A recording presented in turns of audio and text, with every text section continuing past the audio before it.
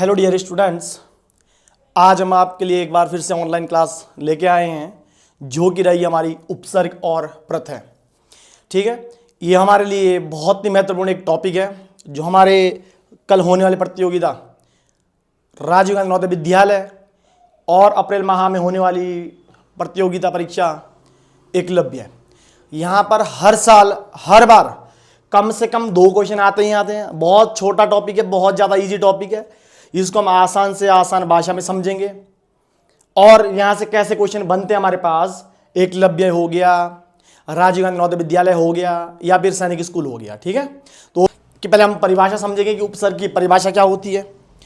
तो हमारे पास उपसर्ग की परिभाषा होती है किसी भी मूल शब्द के प्रारंभ में जुड़ने वाले शब्दांश को क्या कहते हैं, उपसर्ग कहते हैं। तो भैया यहाँ पे उपसर्ग होता क्या है, ठीक, ये तो बता दिया है। और ये जो हमारे पास एक शब्द आ रहा है, छोटा सा शब्द आ रहा है मूल शब्द, तो ये समझेंगे कि मूल शब्द होता क्या है।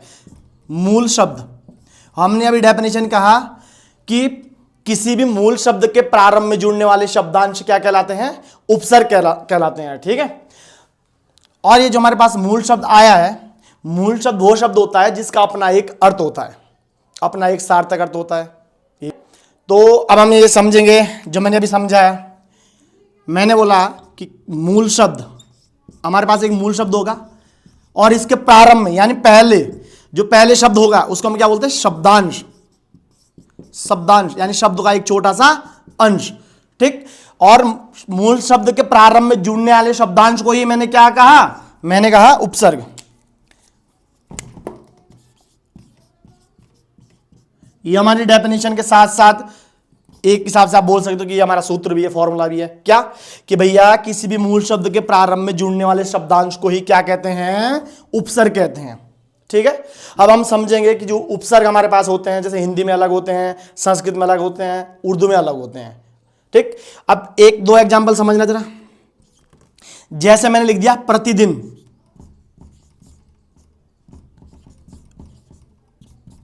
एक लिख दिया मैंने प्रतिदिन। ठीक, एक लिख दिया मैंने अत्यधिक।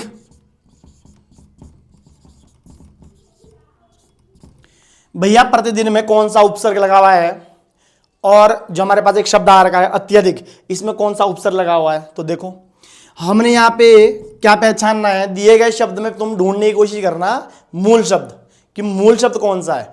मूल शब्द, अभी मैंने क्या बोला कि मूल शब्द वो शब्द होता है जिसका अपना एक सार्थक अर्थ होता है। ठीक है, तो यहां पे हमारे पास मूल शब्द जो पहले वाले में आ रखा है, मूल शब्द दिन है। दिन का एक अपना एक अर्थ होता है, तो इसका हम अगर उपसर्ग निकालेंगे तो हो जाएगा प्रति प्लस दिन। प्रति प्लस दिन, इसका मतलब ये हमारे पास कौन था, ये हमारे पास था मूल शब्द, और ये हमारे पास क्या निकला, ये निकला उपसर्ग। इसी तरह हमारे पास इसमें भी है अत्यधिक में। अत्यधिक में हमारे पास जो मूल शब्द निकला है वो निकला है अधिक। तो भैया अधिक मूल शब्द निकला है। ठीक, तो इसमें क्या जुड़ा हमारे पास, यानी प्रारंभ में हमारे पास ऐसा कौन सा शब्दांश जुड़ा है जो अत्यधिक बन गया, तो ये जुड़ा हमारे पास अति। ठीक, अति हमारे पास क्या है, ये हमारे पास उपसर्ग है, और जो हमारे पास ये अधिक है ये क्या था, ये हमारे पास था भैया मूल शब्द। अभी बताया, अभी डेफिनेशन में भी यही बताया है। ठीक, तो देखो मूल शब्द के प्रारंभ में जुड़ने वाले शब्दांश को क्या कहते थे हम, उपसर्ग कहते थे। तो यही हमारे पास आ गया। जैसे प्रतिदिन में हमारे पास प्रति उपसर्ग हो गया, अत्यधिक हमारे पास अति हो गया।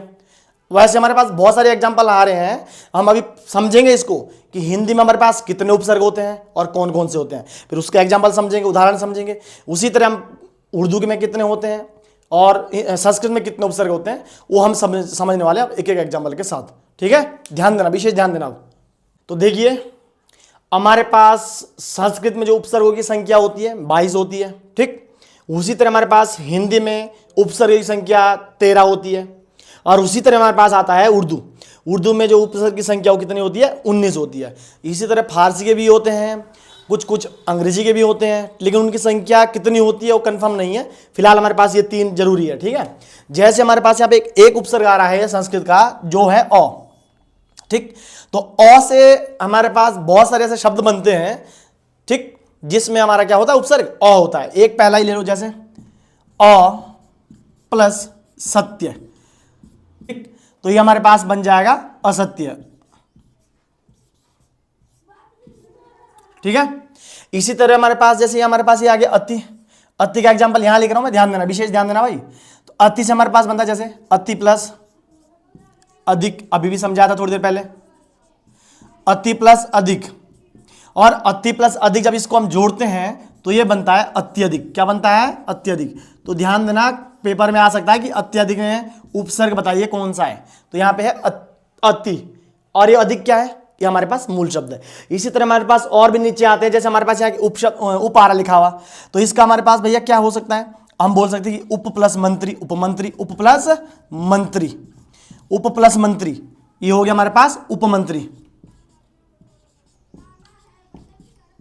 उपमंत्री। तो अगर पेपर में आपके पास क्वेश्चन आता है कि उपमंत्री में उपसर्ग बताइए, तो उपमंत्री में उपसर्ग कौन सा हो जाएगा? उप। और अगर ये पूछा जाए कि उपसर्ग हमारे पास, ठीक है तो बता दिया। अगर हमसे ये पूछा जाए कि उपमंत्री में मूल शब्द कौन सा है, तो कोई दिक्कत नहीं है, हमने उपसर्ग हटाना है, इसके बाद जो बच जाता है वो क्या होता है? मूल शब्द। और मूल शब्द हमने पहले बता रखा है, उसका एक अपना सार्थक अर्थ होता है। तो हमारे पास ये है मूल शब्द और ये हमारे पास है उपसर्ग। ठीक, इसी तरह हमारे पास हिंदी में भी आते हैं, जैसे यहाँ पे हमारे पास हिंदी में आ रखा है, एक ये ले लो, कू ले लो, बार बार एग्जांपल यहां से भी आते हैं। तो कू से क्या बनता है? जैसे कू प्लस माता, कू प्लस माता, कू प्लस माता से बन गया कुमाता, कुमाता। ठीक, और कू का मतलब क्या होता है? कू का मतलब बुरा या बुरी, जो भी है। ठीक, तो कुमाता इसका मतलब होगा बुरी माता। उसी तरह हमारे पास एक और एग्जांपल आता है कू से, कू प्लस पुत्र, कू प्लस पुत्र, और बनता हमारे पास है कुपुत्र। कु मतलब बुरा, और पुत्र सबको पता है बेटा, यानी बुरा पुत्र। इसी तरह के हमारे पास उर्दू में भी हमारे पास बहुत कितने हैं? 19 उपसर्ग है। लेकिन जो काम काम के बे वाला अच्छे से याद कर लेना, ये ज्यादा पूछता है बे। ये हमारे पास जैसे हमारे पास हो गया बे प्लस घर, और जब हम इसको जोड़ते हैं तब बनता है बेघर, बिना घर का। ठीक है, तो आप लोगों ने आज ये समझा होगा कि उपसर्ग किसे कहते हैं। एक बार दोबारा से रिवाइज करवा देता हूं। उपसर्ग किसे कहते हैं भैया? मूल शब्द के प्रारंभ में जुड़ने वाले शब्दांश को क्या कहते हैं? मूल शब्द के प्रारंभ में जुड़ने वाले शब्दांश को उपसर्ग कहते हैं। एक, ठीक। उसके बाद देखो उपसर्ग के टाइप्स यानी प्रकार नहीं होते हैं। हाँ, ये जरूर आ सकता है कि हिंदी में, संस्कृत में और उर्दू में उपसर्गों की संख्या कितनी होती है। तो हमारे पास संस्कृत में मैंने बता दिया 22 याद कर लेना, और हिंदी में 13 होती है और उर्दू में 19 होती है। बाकी जितने भी हमारे पास ऑफलाइन चैंपियंस हैं उनको अच्छे से पता है कि हमने किस तरीके से क्लास में नोट्स बनवा रखे हैं और किस तरीके से पढ़ा रखा है। ठीक है, ये हमारा ऑनलाइन का इतना एक्सपीरियंस नहीं है, इतना खुल के हम नहीं बोल पाते हैं, जो सीधी सीधी बात है, लेकिन कुछ टाइम बाद ये अपने आप ही सही हो जाएगा। बाकी हमें अपने चैंपियन से पूरी आशा है कि जितने में हमने पढ़ा रखा है नोट्स एकदम पूरा हो जाएगा। पूरी हिंदी हो चुकी है, ठीक, मैथ भी कंप्लीट हो चुकी है, रीजनिंग भी पूरी हो चुकी है। तो आप विशेष रिवीजन कर लेना, ठीक है बच्चों। तो ये तो समझ आ गया होगा। तो जो ऑफलाइन बच्चे आ रहे हैं उनको अच्छे से पता है कि हम किस तरीके से पढ़ा रहे हैं, बोलने वाली तो इसमें बात ही नहीं है। बस इस वीडियो को जब हम पढ़ा दिया है, इस वीडियो को आप लोग लाइक शेयर सब्सक्राइब जरूर करें भाई। सभी चैंपियंस को भेजें, जो आपके साथ वाले हैं उनको भी भेजें। अगर किसी का भला हो सकता हो, चाहे एक ही नंबर का क्यों ना हो, बहुत कीमती है वो, उनको पता है।